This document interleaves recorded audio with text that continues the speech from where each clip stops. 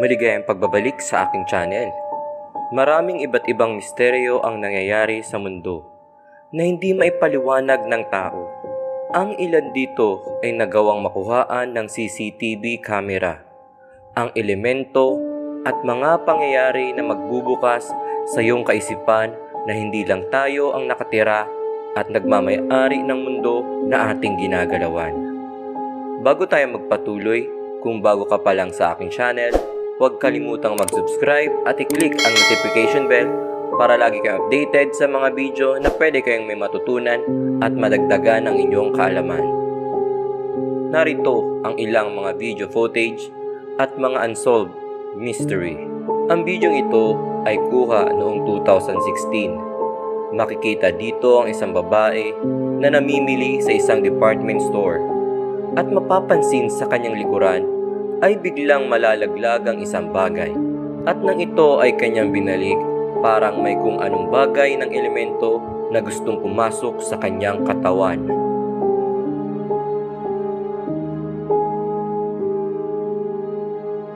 Nahulog ang kanyang dala at siya ay nagsimulang matumba. Agad naman itong napansin ng dalawang babae na malapit sa kanya. At nang ang isang babae ay nagtangkang tulungan siya, ito ay biglang sumigaw na tumawag naman sa pansin ng mga ibang tao na namimili dito. At siya ay sumigaw ulit.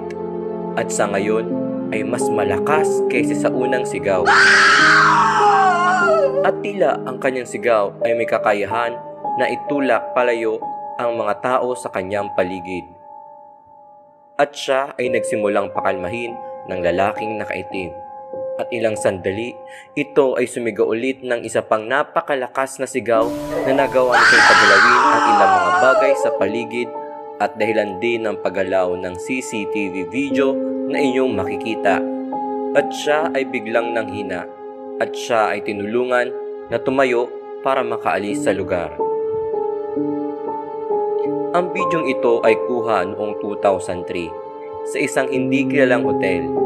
Ang isang empleyado ng hotel ay pumunta sa room 209 para imbestigahan ang mga naririnig nilang sigaw. Pero sa panahong ito ay wala namang naka-check-in sa room 209 ng hotel. Habang ang lalaki ay papalapit sa room 209, isang sigaw ang maririnig na nasagap ng hotel footage.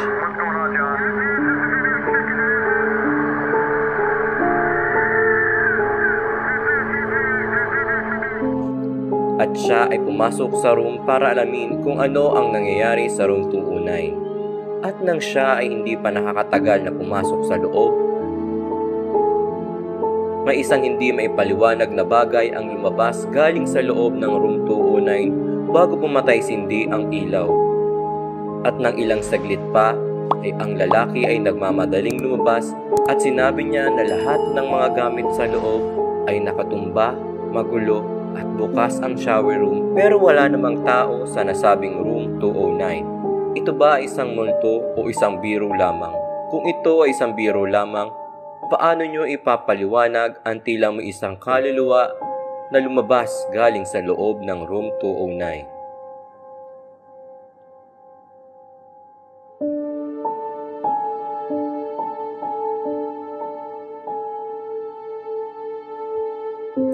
Kuha ito noong 2009. Isang kakaibang ilaw na may hugis triangulo ang nakuha mula sa itaas ng isang hotel.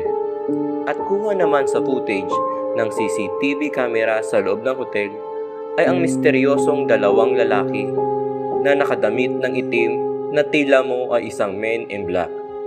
At nang tingnan nila muli ang kanilang guest sa kanilang room, ito ay wala na. Nagsimula nilang hanapin ang nasabing dalawang lalaki. At nang tinanong nila ang kanilang mga crew kung anong itsura ng lalaki, sinabi ng mga crew na ito raw ay walang kilay at pilik mata. At silang dalawa ay magkamukhang magkamuka na parang isang kambal. At sabi ng isang empleyado ng hotel, napansin niya na ang kanilang mga buhok ay hindi totoo at nakasuot lamang sila ng wig. At sinabi din nila na ang kanilang mga mata ay kulay blue pero malaki sa karaniwang mata. At nang kausap nila ito, ang dalawa ay hindi man lang kumurap kahit isang beses. At kung mapapansin nyo sa footage ng CCTV, ang lalaki na nasa kanyang kanan ay hirap maglakad ng diretsyo. Ang kanila kayong nakita na kulay red na tatsulok ay isang UFO. At sino ang dalawang lalaki na lumabas matapos makita ang tila UFO? Ano kaya ang rason ng kanilang tunay na pagbisita?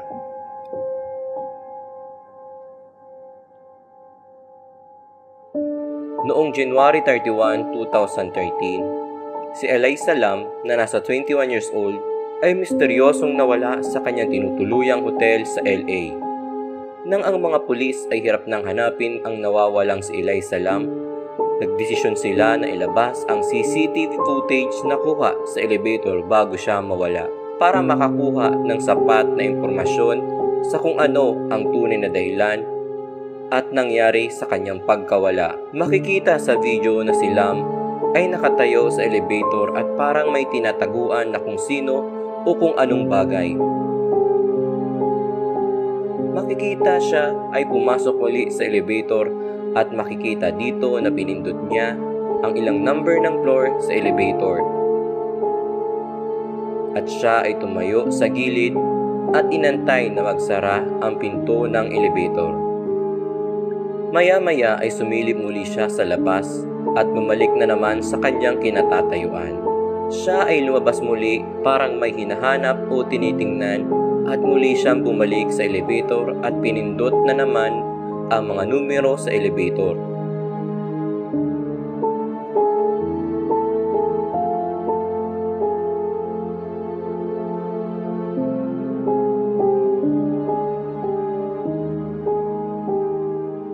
At siya ay lumabas muli sa elevator at mapapansin sa video na siya ay may parang kausap na kung ano at hindi nakikita.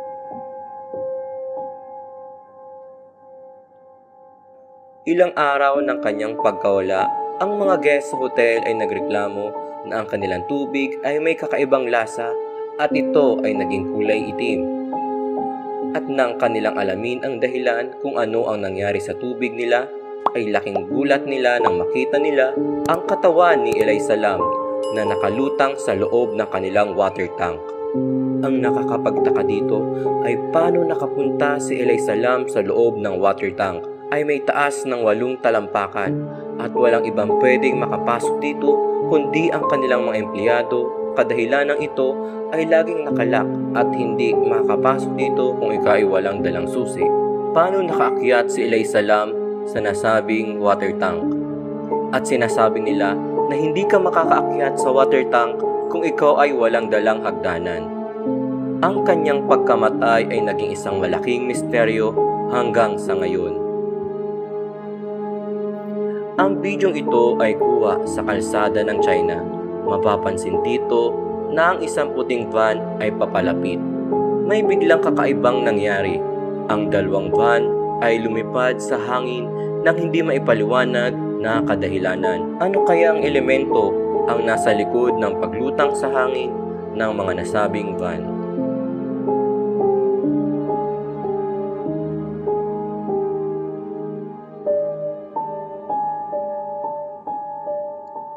Ang footage na ito ay kuha sa isang dashcam sa Russia.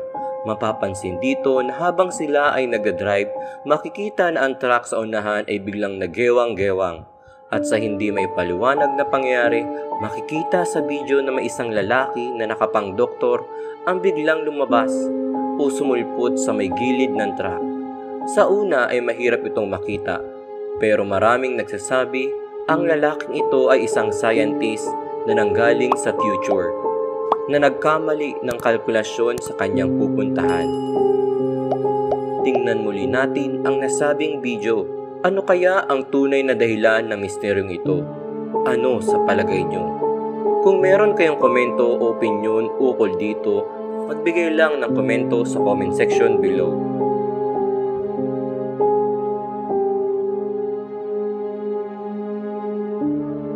Ang bidyong ito ay kuha noong 2014. Ang kumukuha ng video ay isang dating pulis. Pumunta siya sa isang nasunog na bahay na pinanggagalingan ng kakaibang ingay. Habang siya ay papalapit sa bahay, May nakita siya na isang lumang dyaryo bago siya nagsimulang tumawag at magtanong kung may tao ba sa loob ng nasabing lumang bahay. At biglang may kung anong bagay na sumulpot sa bintana bago ito tuluyang nawala sa kadiliman.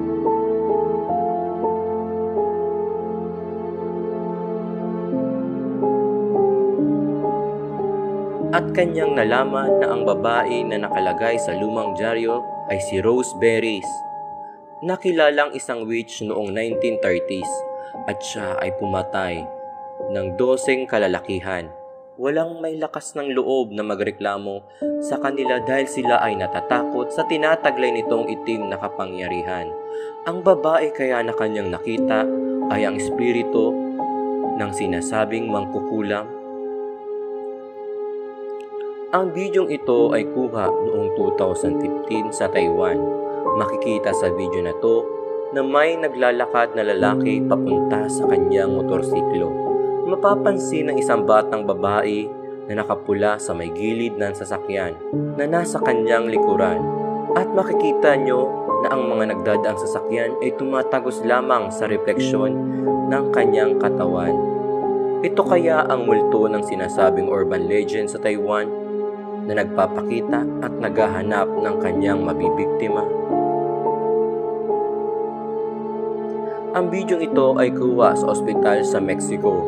Makikita dito na habang nag-uusap ang dalawang babae ay may kakaibang anino na dumaan sa labas ng kanilang pintuan. Isang itim na anino, at nang kanila itong habulin at sila ay lumabas para tingnan ito, makikita naman na walang tao sa paligid. At ilang saglit pa ay makikita ang paggalaw ng isang lamesa pero wala namang tumutulak o gumagalaw dito. Saan napunta ang anino na nakita nila? Wala namang ibang daan para makalabas sa nasabing lugar. Ano kaya ang kanilang nakita? Ang bidyong ito ay kuha noong 2015. Isang city ang nakita na nakalutang sa ulap.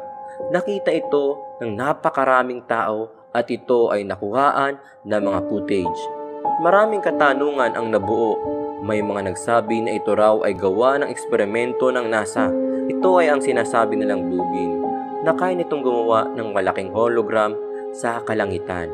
At may mga nagsasabi naman na ang pinto sa kabilang mundo ay nagbukas para ipaalam sa atin na hindi tayo nag-iisa sa ating mundong ginagalawan. At hindi lang ito ang kauna-unahang nakita ang ganitong pangyayari. Kung ano man ang mga dahilan ng mga kakaibang kaganapan sa ating mundo, ito ay mananatili na lang isang malaking misteryo, isang malaking katanungan sa ating kaisipan. At yan ang ilan sa unsolved video footage. Kung nagustuhan mo ang aming kwento, i-like at i-share ang aming video.